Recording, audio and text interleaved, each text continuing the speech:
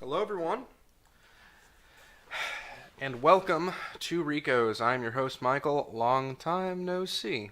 It's been a few weeks. Last couple weeks have been absolutely hectic because I decided to take a vacation and absolutely just tiring and crazy, but fun and great. Then I got sick as soon as I got back, so the episode's been a little bit delayed. But finally, we're here. We're back on schedule. But Michael, it's basically the weekend. I understand that. Don't worry. We're gonna try to get back on schedule. It's been hectic, but don't worry. I'm here. I'm here for you now. And oh my goodness, the content we have to. I have watched a lot of new crap over the last couple of weeks. Like so many new movies, TV shows.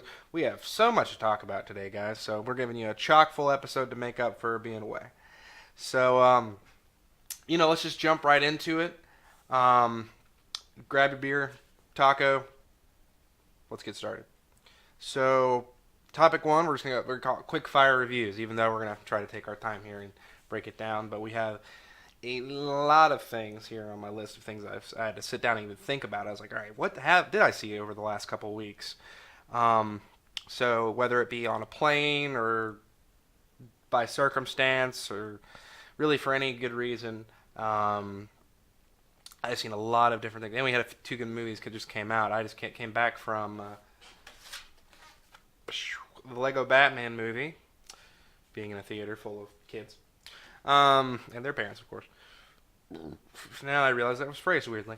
Anyways, so you had a lot of good movies come out. So let's just go through. We'll start from the most recent, obviously. Lego Batman. I think I'm going to give 4 stars. If not only just for the just. They loaded that movie with references. I have never been. I didn't expect so many Lego references, so many Batman references, just crammed into one thing. And man, they threw it at you as hard and fast as they could. There were so many freaking, especially related to Batman movies. Oh man, it was tongue in cheek. They were ripping on themselves as hard as possible, and it was fantastic to see DC kind of make fun of themselves, even though this was mostly Lego, because Zack Snyder probably didn't even know this movie was coming out. It was hilarious, and when it started, Jeremy Johns said this in his review that I was watching, and he pretty much nailed it on the head. When this movie is rolling with the jokes, it just keeps rolling. Like, it just throws references at you, and you have to be paying attention. Like, there'll be just a minifigure for 2 seconds, and you got to be like, oh, okay. There's little references like that are excellent. So one that gives away nothing.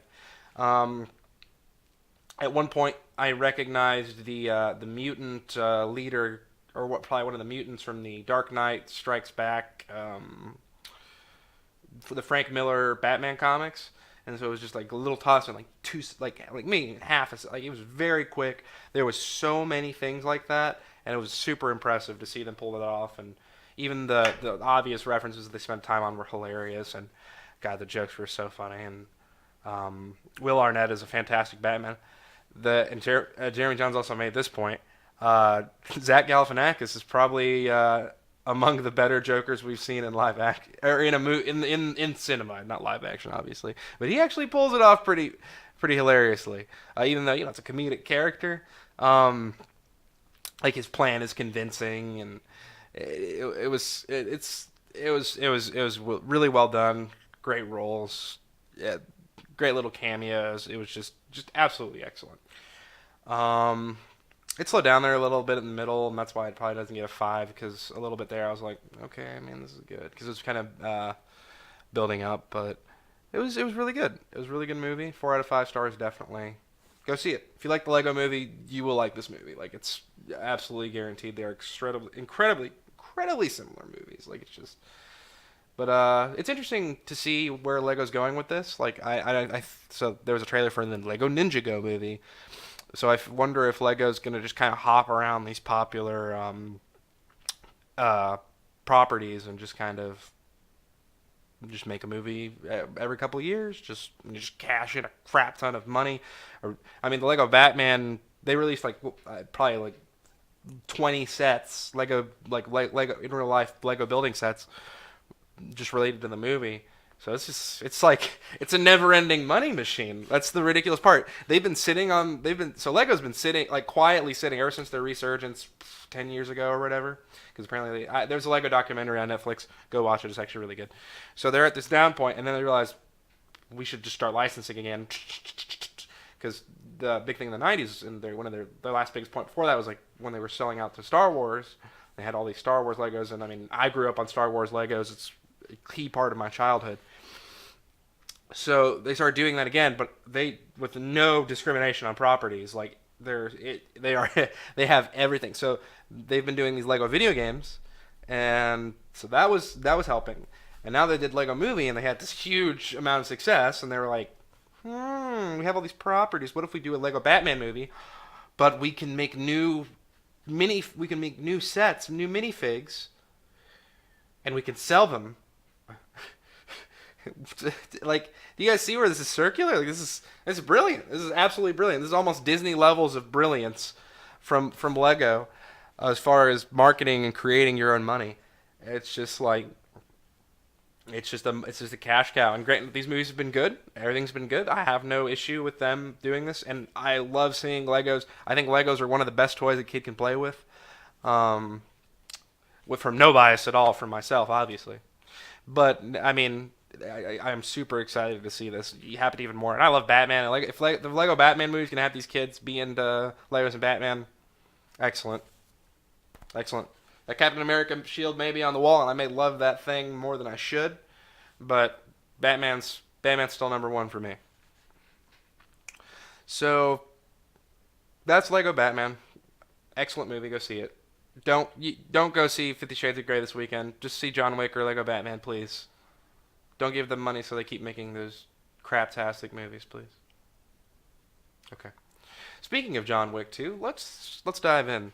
So, for those of you who have not seen John Wick 1, John Wick 1 is a story starring Keanu Reeves, where he basically brutally murders like 60-something people in the span of about 2 hours, and in beautiful fashion because they killed his dog and stole his car. It is a raw and emotional film that is one of the best movies I've ever seen. Probably in the top 100. 50. Top 50? Top 20? Anyways. So it's a really good movie. Great action sequences. Oh my goodness. Like, they were like, you think we're going to cut away here and let a stuntman do things? No, Keanu does his own stunts. Sorry. So it's just excellent action. So this is the sequel of that movie. So I know coming into this thing, I was pretty curious what the direction they were going to go, because the motivation of the first one was so raw and obvious that it was like, okay, well, they screwed up. They gonna die.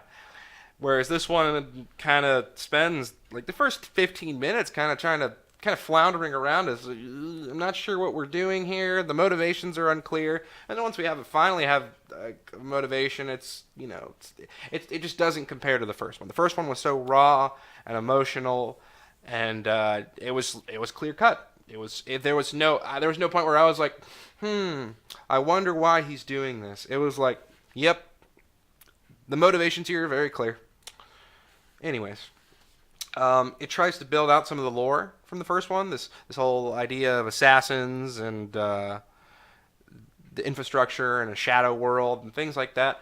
And that, I think, that probably got some negative flack because I guess some of it was pretty heavy-handed, as in, these are our rules and things like that. But honestly, for being an original lore and something they were trying to originally do, I don't have that much issue with it. Like, I enjoyed a few of the things they did. Probably just due to the acting job done by the cast, but it was interesting. It was an interesting, unique attempt at kind of the assassins trope, and I kind of liked it. It was probably better than an Assassin's Creed movie, I tell you. The action was good. Nothing beats that nightclub scene in John Wick 1, though. I mean, my goodness gracious. But after I left the theater, I was like, well, a few of them stuck out. Like, there is particularly one action scene that had the entire, this is a spoiler for your free review, that had the entire theater reacting a certain way, and I really enjoyed that. Okay. So it was good. It was good. Um, there was some, and the more I thought about the action scenes later, the action scenes in the second one, I was like, some of those are actually pretty cool. Like he's tactically moving around. You can tell that he's moving the battle very intentionally. Things like that. Once you think about it, and just how like, and this is the case with the first movie as well. They do not like he doesn't just like kind of wound a guy and then keep going. They always keep a body count. Like he will always go and double tap. He'll always secure his kills, and that is like like I know for me and for many people that's like great in an action movie because it's a good attention to detail. And it shows that this guy knows what he's doing. He's not leaving anything to chance. He's bang bang bang. So, excellent job with that. More Lawrence Fishburne would have been great. Mates, because I liked The Matrix. I don't know, but he's a great actor. More of him would be good. If you're listening, Hollywood, which I know clearly you guys are, yeah, more Lawrence Fishburne, please. Thank you. Anyways, yeah, John Wick 2. I think it comes out at 4 stars as well. We'll see if that rating, that's a volatile rating. I won't keep that one in the sand because I may change my mind about that one because the more I've been thinking about this movie, it's kind of changed back and forth. But right now we're at a 4. Go see it again instead of 50 Shades of Grey, please, please, please. Anyways, so next on the list is a foreign film.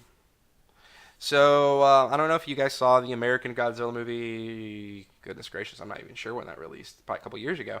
And maybe, like myself, you were like, oh my god, this is awesome. Godzilla, Atomic Breath. Anyways, I'd say that movie was a very American monster movie to a large degree. Although parts were not. But it was very an Americanized version. So what you may not know is there's a newer Godzilla movie that released in Japan that was a reboot on their end and done in their style. So Godzilla looked like he does, like he didn't look like it wasn't this obviously CGI'd to death, super lifelike creature. It was, a little bit campy, but like they do a great job of still making him seem like the fear of him, like the scary factor comes in other ways. We're going to get into that. So the big thing about Shin Godzilla is the name of the movie. The big thing about Shin Godzilla is it displays Godzilla as like a force of nature. And so he's basically an unstoppable killing machine that is constantly evolving and just like he doesn't feel like, oh, it's just a monster. It feels like this is like a freaking tornado. We cannot do crap about this. And it does a really good job about doing that. The focus of the movie is actually very political, though. It's very about from the first incident of, oh, Godzilla. We don't even know it's Godzilla at this point. Just a bridge, something leaked. We have a pipe explode. The reaction to that from the government, all the way to, okay, Godzilla is attacking the city of Tokyo. Just seeing the levels of, there's so much, what did I call it the other day when I was telling my friend? Like it's like efficiently inefficient or inefficiently efficient. Really, the point I'm getting at is they have an extremely, like it's very tiered as far as getting decisions from the prime minister all the way down to the soldier, for example, and all the way back up and then all the way back down. Like, it's cumbersome, but they go through it with such precision that it's impressive and it's intriguing and it's kind of interesting to see the back and forth and the way their politics work versus the way our politics in the situation would work, or let's just say the way the American movie handled some of these decisions, where you have let them fight and all that, like that. It's super different. It is super different in this Godzilla movie, and I think it's a lot where the intrigue. And actually, I think this movie really made me understand kind of where Michael Bay is coming from with his Transformers movies. You may be like, Michael, what the heck are you talking about? Oh yeah, this episode is sponsored by Samuel Adams. Drink for I don't know. No, it's not. So Michael Bay loves to do lots of these shots of the military and things like that in his Transformers movies. And for a second, I was like, wait a minute, I kind of get this now. Now that I've seen this movie, it kind of makes sense to me. I think he was trying to do something of the similar sort, but try to, make it American, or try to make it, more appealing to a general audience.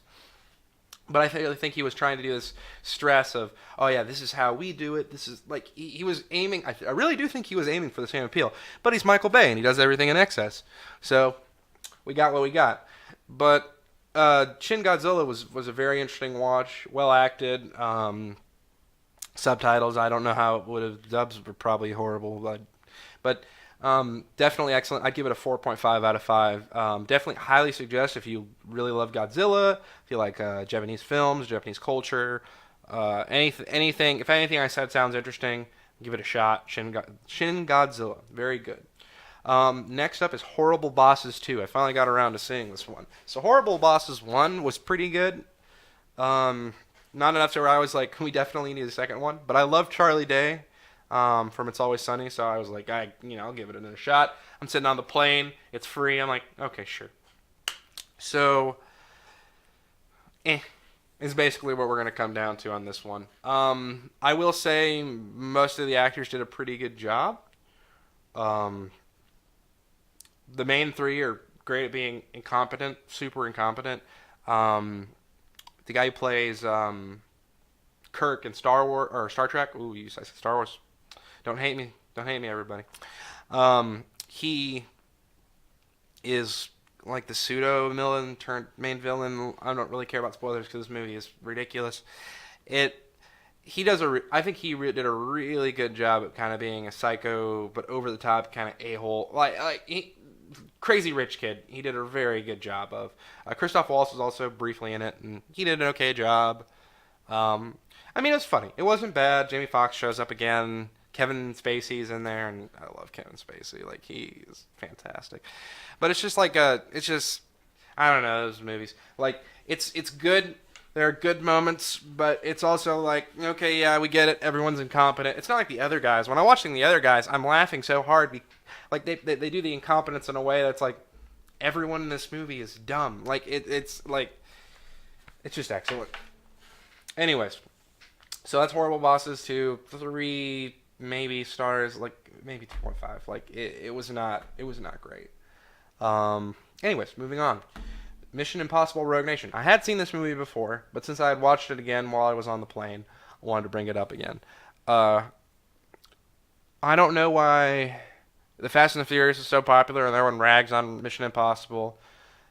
I'd say Mission Impossible is way better than the Fast and the Furious. And I'd love to debate this with somebody because I have no idea what argument you could possibly have. Anyways, the point is, Mission Impossible, it's just fun, ridiculous action, obviously over the top, obviously unbelievable at times. Man, Tom Cruise strapped himself to a freaking airplane. That guy is crazy. Man. But it shows, and that's even what he says. He says it's what people like, and I'm like, well, yeah, that's true. I mean, he's absolutely insane, but it's a fun movie.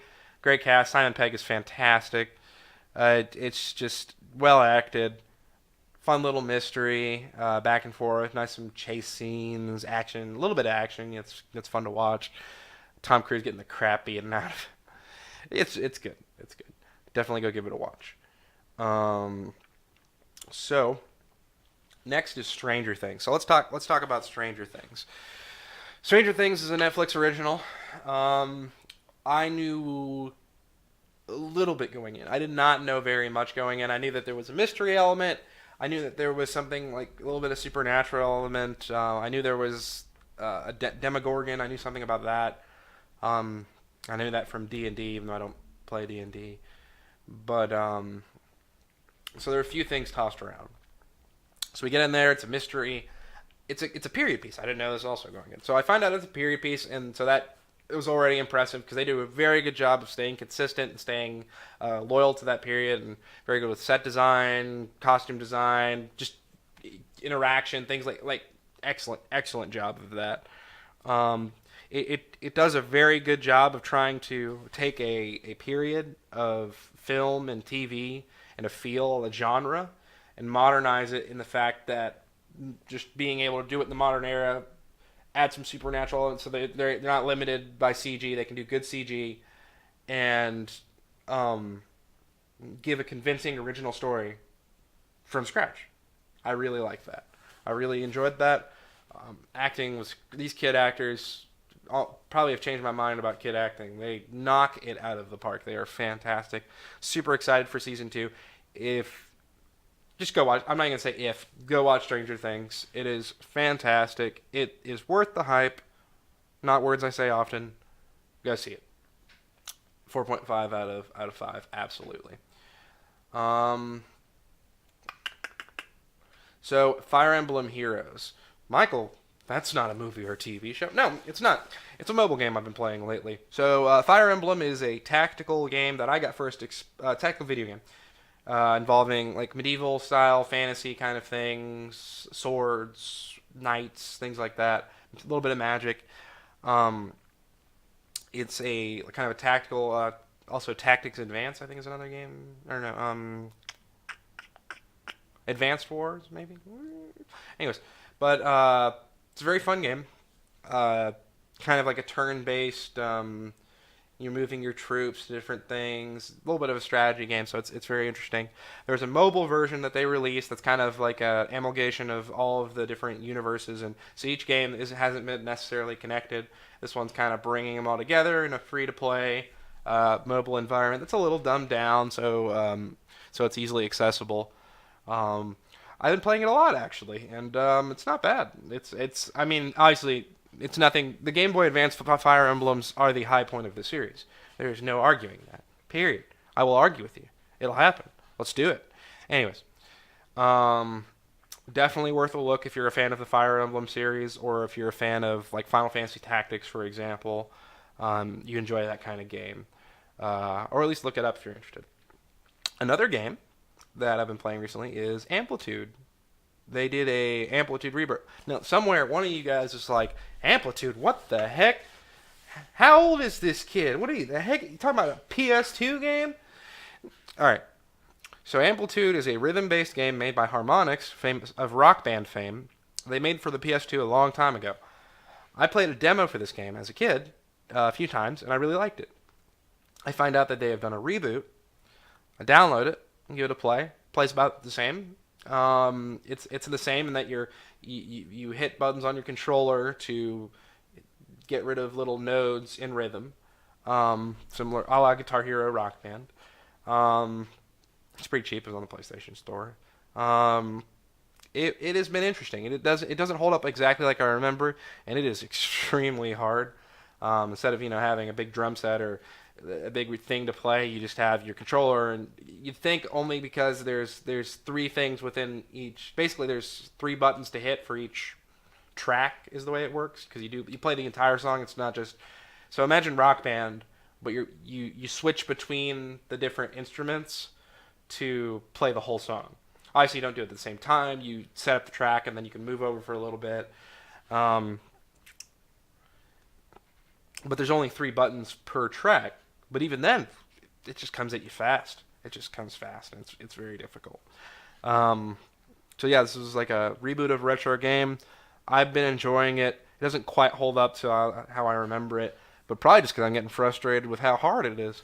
But if any of that sounded interesting, go pick it up on the PlayStation Store. Amplitude is the name of the game by Harmonix. Let's see here. So the Super Bowl happened also since I've been gone, and since I've already had a segment about football in the past, I kind of wanted to at least talk about it briefly. But here's the problem. I was basically deaf in one ear when the Super Bowl came on, because I had just gotten off the plane back in Nashville. And I got back, and when I started watching the Super Bowl, I could not hear. Lady Gaga's halftime show, I really couldn't hear much of. This right ear was so stopped up, I couldn't hear a dang thing. But it looked interesting. I don't know. I don't know if there's any musical guests, and I still haven't even gone back to watch it. As far as the actual content of the game, that was a very entertaining game there at the end. To see Tom Brady not choke for the first time in his life was extremely impressive. And that rally, even though I love Julio Jones, Roll Tide, that was a really good game. That was a fantastic game to watch. I was very impressed by the comeback. I was rooting for Atlanta to win personally, but that's all right. You don't always win, obviously. But yeah, so that was the Super Bowl. I just wanted to briefly talk about that. Well, again, as far as halftime shows go, no one's gonna beat Bruno Mars. That was the best one. Katy Perry was pretty good too. Bruno Mars halftime show. I mean, come on, come on.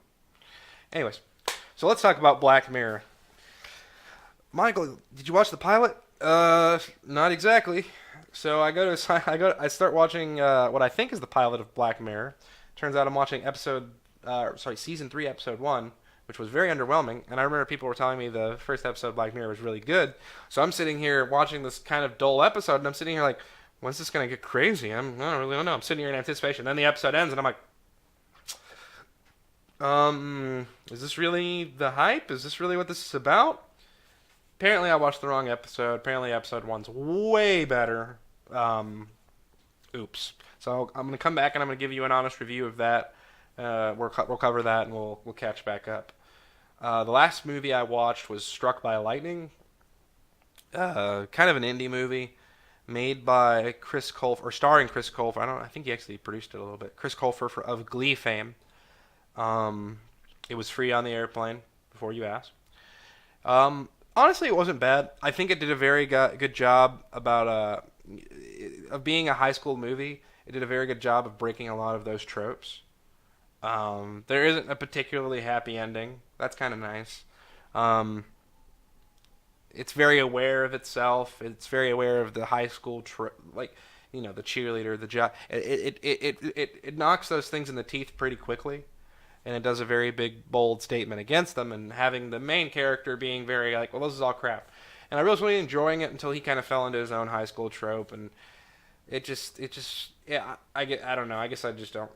I didn't care. I didn't relate. It just wasn't. The movie wasn't making it across to me. I didn't think much of it. But even then, it was still good. It was well shot, well acted for the most part. Can't complain that much. So I'd give it a 3 out of 5 for sure. It's not that bad. All right. So you may have been thinking, Michael, you mentioned vacation. How did that go? All right, let's talk about the vacation then. So I went to Lake Tahoe, California, or I guess California, Nevada. Anyways, I went to Lake Tahoe, went to California last week, and it was even the journey there was interesting. Just flying over Colorado and some of the mountains and just seeing things I'd never seen before. I've never been further out west than Louisiana, so all of this was new to me. I landed in San Francisco, and it was like a whole new world. It was ridiculous. Like a bunch of shops I'd never seen before. Just the city, driving through the city, it was insane. In-N-Out Burger. I get the hype. I understand, especially after the milkshake. I think I understand. In-N-Out Burger is a fast food joint that's only over there. I don't know if it's just in California, but definitely not. You're not gonna find it in the South. But it was pretty good. It was good. I didn't have the same reaction when I had Cookout for the first time, where I was like, well, this is okay. In-N-Out is definitely better than Cookout, which might be fighting words for some of you. So I don't want to start nothing. So we drive to Tahoe that night, and I've never seen that much snow ever. It's basically what I can say about that. Just snow going higher than any car on the road. These ridiculously huge mountains and streams, and unbelievable, absolutely unbelievable. The lake itself is huge. Just everything out there was so big and grand. So I went to go snowboard. I had never been snowboarding. I've been longboarding, skateboarding, no wakeboarding, but snowboarding definitely not. So snowboarding was really hard. So I started snowboarding on that first day, and man, that first day was rough. Shout out to Dustin for holding my hand through it. Man, and I got mad, I got frustrated, I got knocked around, a helmet flew off at one point. It was difficult. It was absolutely difficult, painful, grating, but it was even getting rewarding there at the beginning of the first day, as I was kind of realizing, okay, well, here's what I can and can't do. I can go down, but I can only brake. I can't really drift, and I can't really carve. So it was a rough first day. So I get out there the second day. Oh, I wake up the second day. We should talk about that. I wake up the second day, and everything's like, it was not good. Probably didn't get as much sleep as we needed to because we did go out the night before. The Tahoe nightlife. We saw this actually really decent band, really good song selection, and at Mr. P's Pub in Lake Tahoe. The Tahoe nightlife was not super active that night though. We were there on a Thursday, which was probably a good idea because Friday and Saturday, I imagine the rest of the days it got crazy. Like there were so many people when we were leaving on Saturday. There were so many people driving in that it was probably a nightmare. And the slopes probably weren't very enjoyable because you crowded ski lift. You probably have to wait a long time for the ski lift. So I wake up the second day and I am pain itself. Like I am absolutely sore everywhere. My arms are noodles. Like it's just a nightmare.